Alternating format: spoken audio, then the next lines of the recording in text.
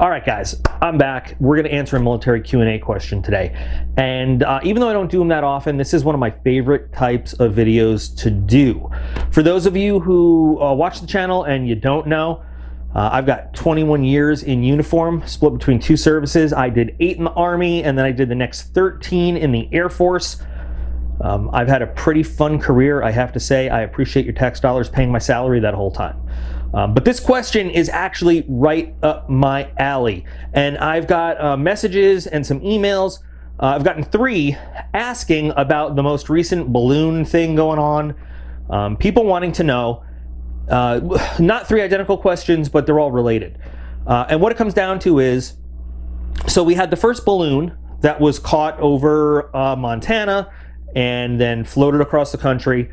And then ever since then, we've been detecting more of them and seeing it. And there's stuff in the news about NORAD, the North American Aerospace Defense Command, and how they're adjusting settings and devices and sensors. And so why are we seeing more of them now? We've shot down a total of 4 of them. How are we seeing them? Why are we seeing them? What are they adjusting? And how are they recalibrating the sensors for us to now see these things that we didn't see previously? Are they all of a sudden more of them up there, or what's going on? And this is a question that I absolutely can answer for you guys, and I can explain it to you, I think, in some pretty easy to digest terms. Because my Air Force career, I spent a long time in tactical command and control, or what we call also command and control battle management operations. And some of the patches behind me are just for that. I am a United States Air Force Weapons School graduate. That's kind of like... I don't know how to put this, but I'm kind of a big deal.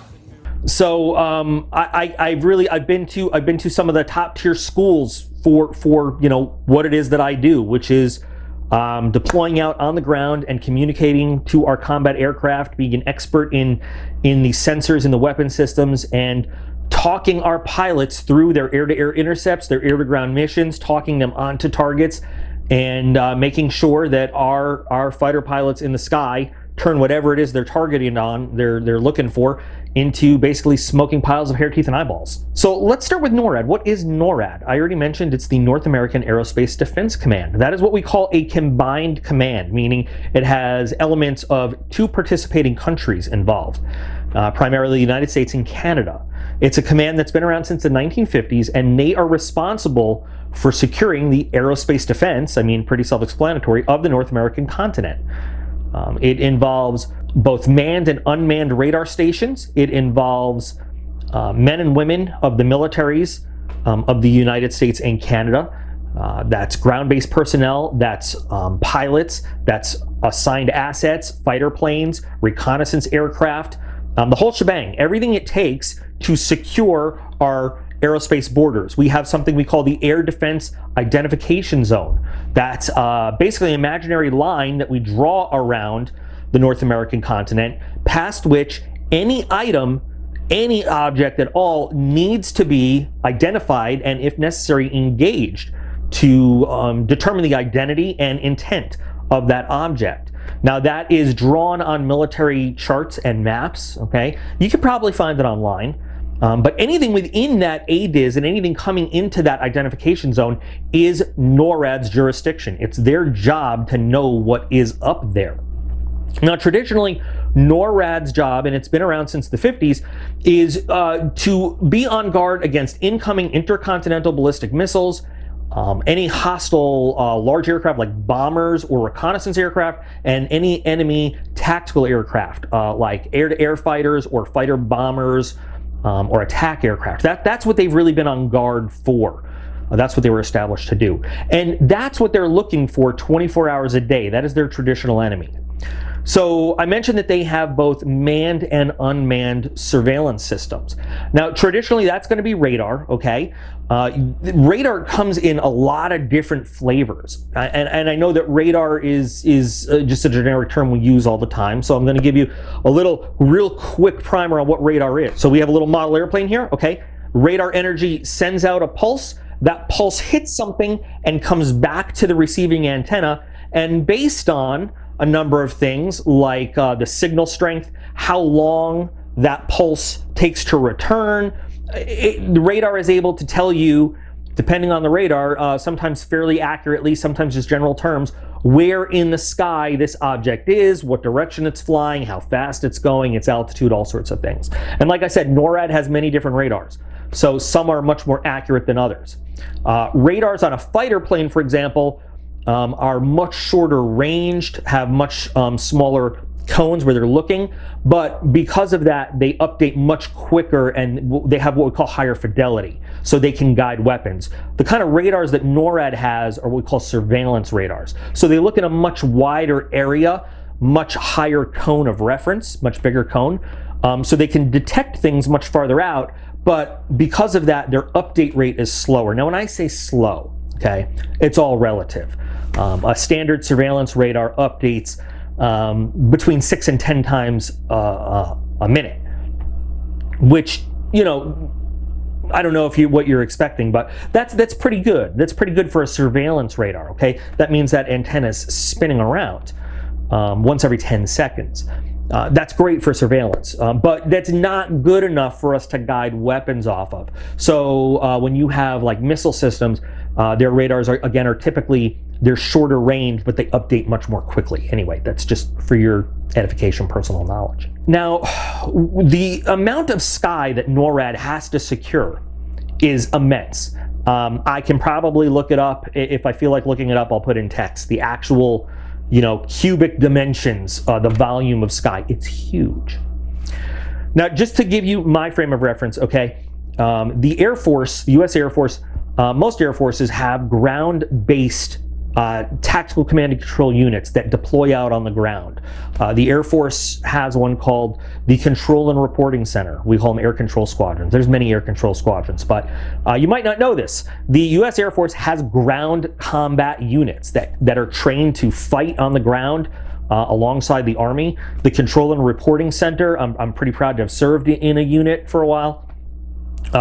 It will deploy out for up to 90 days, no support, no help from anybody. Our own generators, our own security forces personnel that basically train everybody else how to fight on the ground. You know, an armory full of machine guns, Mark 19 grenade launchers, M250 calibers, M240s. Everybody's assigned an M16 or an M4, M9 handguns for all the officers.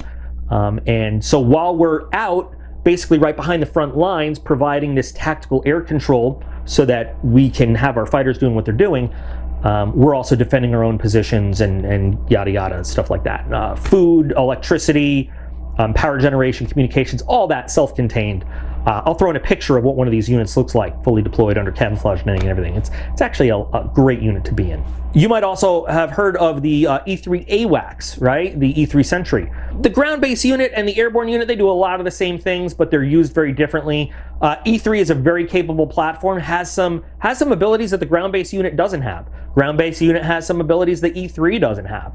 The thing about the E3 is, look, eventually, even with air-to-air refueling, that thing's gonna run out of gas. It can be shot down, it can crash into a large mountain. Ultimately, the duration that any airborne unit can stay in the sky comes down to engine oil, cool trivia fact, and crew endurance, okay? There are hard, fast rules in the Air Force for how long any air crew can stay up in the air and do their job. In the ground-based unit, us controllers, the folks that are actually responsible to do the air control job, we're on flight status as well, just like the air controllers, but we run a slightly different timetable. So that ground-based unit is down there 24 hours a day, 7 days a week. And so from the moment Desert Storm started all the way through, we have had a ground-based presence in Iraq and then in Afghanistan. So we were controlling that air war 24 hours a day, 7 days a week. AWACS would come in and do a little bit, usually during the daytime hours, and then would go home. But our ground-based unit was there 24 hours a day, doing close air support, doing pre-planned strikes, controlling the tankers, putting guys on the tanker, keeping everybody safe, assigning tactical airspace. I mean, and not just fighters, all the reconnaissance guys, all the light fixed wings, UAVs, everything. I tell you all this, number one, so you know how cool we are, but really importantly, because we couldn't do that job effectively and efficiently without our own surveillance radar. It's called the ANTPS 75. It doesn't have a cool name like Falcon or Eagle or Viper or anything like that. We call it the TPSY 75. The TPSY 75 is really old, but it's actually a really good, effective, combat capable, transportable, mobile, tactical radar. They've been promising us a new one for decades, but this is what we got. My experience with the TPSY 75, and the Air Force actually does consider it a weapon system that we are qualified on because it does direct the combat operations of other weapon systems. It's analogous to what NORAD does with its radars. It has some of the same features. So when we're sitting in Iraq or Afghanistan, every Army unit and their mother has a bunch of helicopters all over the place, okay? And when we're trying to deal with, by the way, you know, maybe 80, 100 faster moving aircraft on the radar screen, we don't want to deal with all those helicopters. They're not under our control. We have an altitude separation. So we have what we call a low speed filter. And we can program that into the radar. So the radar is still physically going to see all of those returns. It sends its signal out and it's going to get that back. But if we were to see every single natural return that comes back, and that's not just all the helicopters, every tall tree in the way, every mountaintop, every radar antenna else that's out there, everything that comes back, the screens would just be full of garbage. So we program into the electronic mind of the radar, hey, I don't want to see anything moving slower than, let's say, 130 knots, okay, 130 nautical miles an hour. And so the radar feed comes into what we call the radar van, which is where our radar technicians will be. Again, sometimes it's manned, sometimes it's not. If everything's going fine, they don't need to be in there. But they get the raw scope, and that's what you see when you think of radar. Most people think of the sweep constantly going around, you know, old school. It goes through a processor and then into our mobile display. And the processor says, okay, our guys don't want to see anything flying slower than 130 knots. I'm gonna filter that out. And now we see our UAVs that are moving at a certain speed. You know, and again, I'm assuming sometimes it's higher, sometimes it's lower. They're going to see the light fixed-wing aircraft, the little propeller planes that we have flying around. They're going to see the fighter aircraft. They're going to see their tankers. They're going to see their transport planes. But they're not going to see stationary objects. They're not going to see ground clutter. They're not going to see radio antennas. They're not going to see helicopters. We're going to filter that all out so they can see the targets they're looking for. We also might want to say, hey, look, even if there are faster-moving airplanes, I don't want to see anything under 6,000 feet. I'm throwing that out there. I'm making that up. I'm not going to say any classified operational stuff. I don't want you to display anything to me, regardless of the speed, that is under 6,000 feet, because that's not me. That belongs to, that's where the Marines and their Direct Air Support Center, that's the Marines version of what we do, that's theirs. I don't want to see that. And not only that, this little spot of the sky is mine. This belongs to someone else. I don't want to see anything in that area either, clogging up my scope. So we can program this all in to the computers that process it. And we get what we call not raw radar data, but processed radar data. And that's what we see. And that's what NORAD does, okay? NORAD, the sky is full of absolutely everything. I mean, you have no idea. Go on Flight Tracker. It's a website one day. See just the sheer volume of commercial air traffic alone. And yes, NORAD does have to look at all that. It's huge.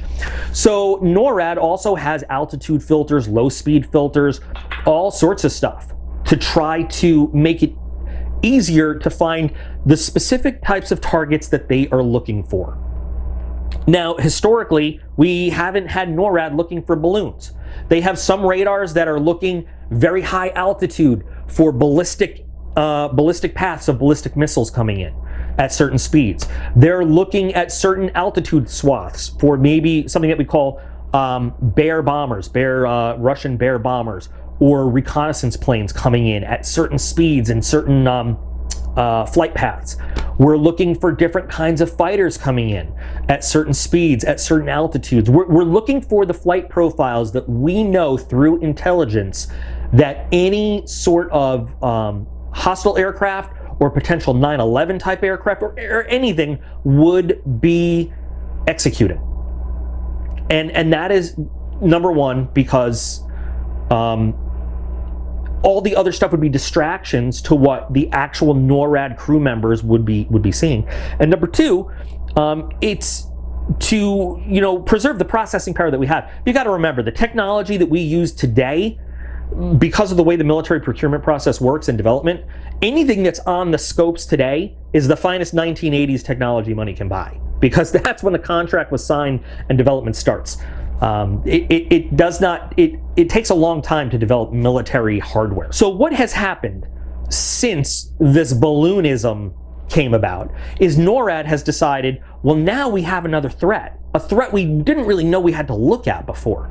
So what they've started doing is balloons move at the speed of wind, which is not very fast. So what they've done is they said, listen, we need to start looking in altitude blocks that traditionally we have not had people looking at before. Okay, 66,000 feet, and that's where the first balloon was, is not an altitude where aircraft traditionally fly. You know, that's very high. That's very high. The reason that an F-22 Raptor had to go up and intercept it is really because we don't have a lot of fighter aircraft that can operate for any length of time at that altitude, and I'm not going to go into it further than that. So number one, they had to change the parameters of where they're actually looking for things, because that's a game changer. Number two, specifically, these balloons would have been filtered out by other things, because compared to actual powered aircraft, they're barely moving on the radar screen. So the system would automatically filter them out as clutter, as what we call spurious tracks. Another thing I didn't mention is, like, especially in Iraq, when the sun would go up or come down, all of the random sand particles in the air would tend to reflect the infrared radiation just coming from the sun, and would just jam up the screens. I mean, and there's all sorts of environmental feedback and stuff that can cause what we call spurious tracks. A track is something that you're seeing on a radar screen. Basically, they're false, they're fake, they don't exist. And it could take you a minute or two of the radar saying, I see something, until it realizes, sorry, I'm an idiot, there's nothing there. Stuff that the radar would consider a spurious track, it has to be reset in the parameters for us now to say, hold on a second, we know you think that's nothing because it's just moving at the speed of wind that we have programmed into the system, by the way, because the weather patterns get programmed in, but now we want to see that. We want you to show that to us. So let's see that. There's also a factor with the radar cross-section, and I'm not going to go too into this because this can cross over into classified information real fast. By manipulating the low-speed filters, the altitude filters, and the typical radar cross-section size of a target we want to see, and clutter and atmospherics and everything, now NORAD is actually able to use a number of their radars to see things they couldn't previously see. So it's not like all of a sudden we are being inundated with these targets that weren't there before. We're just able to see them a lot better. And it's kind of like if you want to think about medical technology. You know, all of a sudden medical science is able to diagnose things a lot more that they couldn't do 10, 20 years ago. It doesn't mean that there are diseases that didn't exist or that people are sick more than they were before. It's just doctors are able to find those things better because of the diagnostic technology we have. It's the same thing with the radars. You know, through changing what we're looking at and how, they're able to better see these things. And we're probably going to see them able to locate and intercept these things more and more because, well, quite frankly, their eyes are open and they're looking for them. Things that they didn't think they had to look for before. So I hope this is a good, down-to-earth explanation of the question that was asked, which is, how come we're seeing these balloons more? And how is it that we're able to suddenly detect and engage them when we couldn't before? I love answering these military Q&A questions.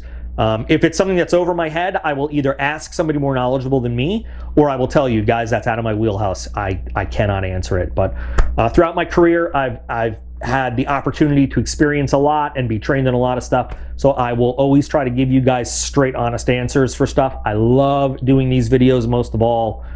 So please, you know, you can always throw it in a comment on a video. I'd appreciate it if you try to make it relate to the video, but you can message me. Don't do it on Facebook because the Facebook, remember, my Facebook thing got hacked. I have no access to that. But Instagram, you can send me an email. I love answering these. So I hope this was cool. I hope you guys learned something. I hope it was a little bit entertaining. Thank you for asking the questions, giving me the opportunity to do this. Remember that you guys are all absolutely awesome, and I appreciate every single one of you, and I'll be back again real soon.